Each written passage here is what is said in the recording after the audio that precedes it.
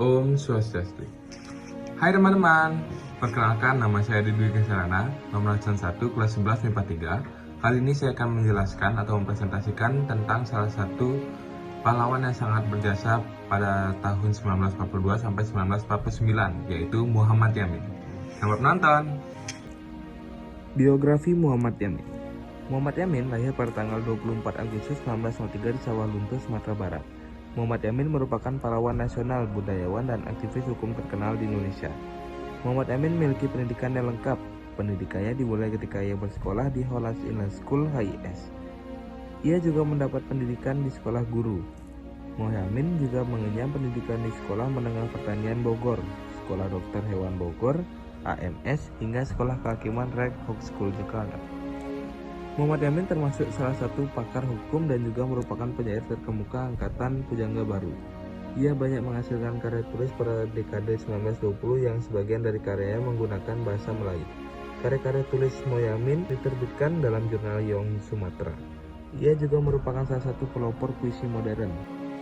Muhammad Yamin banyak menulis buku sejarah dan sastra yang cukup dikenal, yaitu seperti Gajah Mada 1945, Sejarah Peperangan Diponegoro, Tan Malaka 1945, Tanah Air 1922, Indonesia Tumpah Darah 1928, Ken Arok dan Ken Dede 1934, Revolusi Amerika pada 1951. Dibesarkan dalam dunia pendidikan yang berlatar belakang Belanda, bukan berarti Muhammad Yamin memihak Belanda yang kala itu menduduki Indonesia. Semangat nasionalismenya tetap berkorban dan dibuktikan dalam bentuk karya sastra dan menghindari kalimat-kalimat yang kebarat-baratan. Muhammad Yamin meninggal pada tanggal 17 Oktober 1962. Ia wafat di Jakarta dan dimakamkan di Desa Talawi, Kabupaten Sawah Lunto, Sumatera Barat. Ia meninggal ketika ia menjabat sebagai Menteri Penerangan. Muhammad Yamin dianugerahi gelar pahlawan nasional pada tahun 1973 sesuai dengan SK Presiden RI nomor 088 TK 1973. Perjuangan Muhammad Yamin. Karir politik Muhammad Yamin dimulai pada tahun 1919. Berusia 16 tahun, sudah menjadi anggota pimpinan Young Sumatera Bond. Setelah itu, perjuangan dari Muhammad Yamin yang paling terkenal yaitu ia menyusun Ikrar Sumpah Pemuda dibacakan pada Kongres Pemuda II pada 1928. Namun, saya akan membahas lebih lanjut sesuai tema yang sudah diberikan, yaitu perjuangan Muhammad Yamin pada tahun 1942 sampai 1949.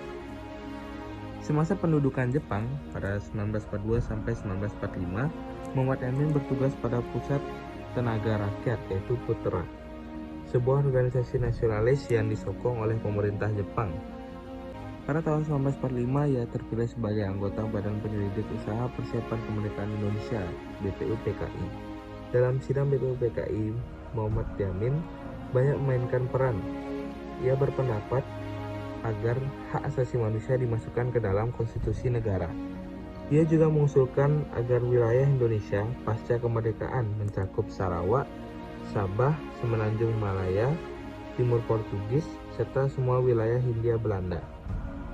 Soekarno yang juga merupakan anggota BPUPKI menyokong ide Muhammad Yamin tersebut.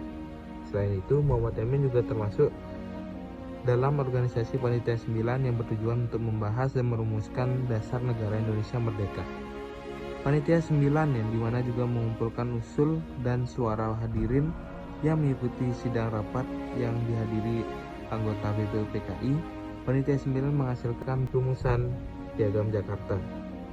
Setelah kemerdekaan, Soekarno menjadi Presiden Republik Indonesia yang pertama dan Muhammad Yamin dilantik untuk jabatan-jabatan yang penting dalam pemerintahannya. Berikut adalah rangkuman dari pendidikan, karir, dan penghargaan untuk Muhammad Yamin. Untuk yang terakhir adalah alasan mengapa saya memilih Muhammad Yamin untuk dibahas kali ini. Alasan mengapa saya memilih Muhammad Yamin untuk dibahas adalah karena saya berharap agar anak-anak muda generasi sekarang, terutama generasi saya, hendaklah meneladani sikap dari sosok Muhammad Yamin. Semangatnya dalam menuntut ilmu, sikap jujur, tegas, amanah, bersungguh-sungguh dalam menggapai cita-cita sebagai seorang yang berkarya, dan masih banyak lagi. Apalagi saya sangat terinspirasi dengan beliau yang sudah merumuskan Sumpah Pemuda.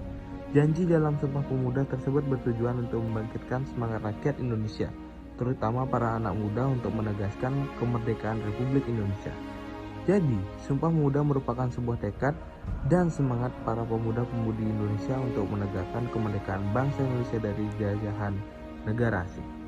Nah, semangat itulah yang sangat menginspirasi saya dan membuat saya bertekad untuk mewarisi semangat tersebut.